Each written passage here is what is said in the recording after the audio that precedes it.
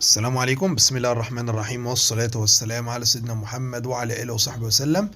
إن شاء الله هنشرح كده لإخواننا المبتدئين، حد خريج مدرسة، حد لسه بيتعلم جديد أو حاجة. يعني مش بنشرح لإخواننا المحترفين طبعا، يعني ناس مهارية جدا، الكلام ده بالنسبة لها حاجة عادية. احنا بنشرح للمبتدئين. عايزين نمعجن دوران، نمعجنه ازاي؟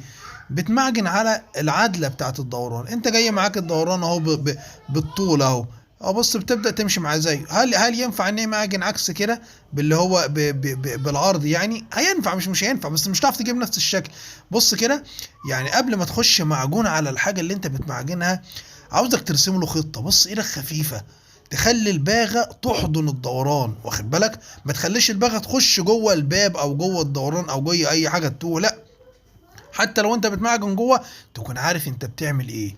بص، ايدك خفيفه، انت بترسمه وهترسم السوكه بتاعتك. بص، هتبدا تحط المعجون من تحت وتمشي كده على خفيف. انا برسم في ولا هزوق عشان ارسم السوكه كده واعمل الشكل. وانت ماشي بالباغه، مش معنى ان حته معجون وقعت منك كده او كده ان انت تقف بالباغه، لا، كمل ما تخافش وارجع هات حته المعجون عادي.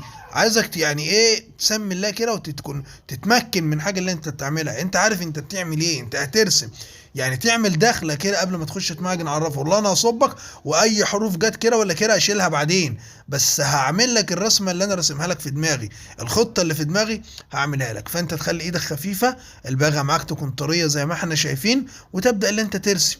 ربنا يكرمك تماجن كده وتخش تصنفر بأمر الله، هتبقى معاك زي الفل. يعني جمد قلبك كده، ما تخافش.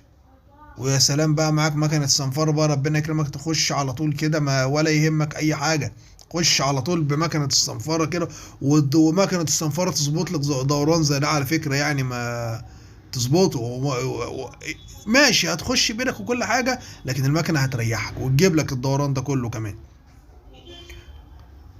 تبدأ تصب كده اهو، صب الصبة بتاعتك كده، ارسم. احنا بس ايه، بنسحب اللي فوق كده اهو. تبدا اللي انت بقى تجيب الدوران بقى، والبغا معاك حنينه طريه. تبدا بعد كده تجيب الدوران اللي تحت. يعني حابين نقدم فكره سريعه كده يا رجاله. يعني ما جمد قلبك، ما تخافش. الناس اللي هي يعني مبتدئه يعني في المعجون او حاجه،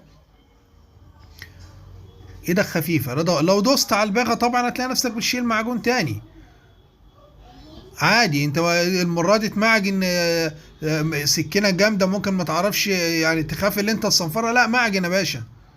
انت معلش يا حد مبتدئ، لازم تجمد قلبك كده وتخش. بسم الله الرحمن الرحيم. ايوه، على الهادي كده اهوت، لف لف لف، انزل انزل انزل انزل. بس تعالى بقى، ما تدوس على الباغ عشان ما تقعدش تروح وتيجي. على خفيف ارسم. عايزك ترسم وانت ماشي كده اهو، بس كده. الحمد لله رب العالمين، والسلام عليكم ورحمة الله وبركاته. ما تنسوش يا رجالة، اعجاب حلو كده. صباح الفل.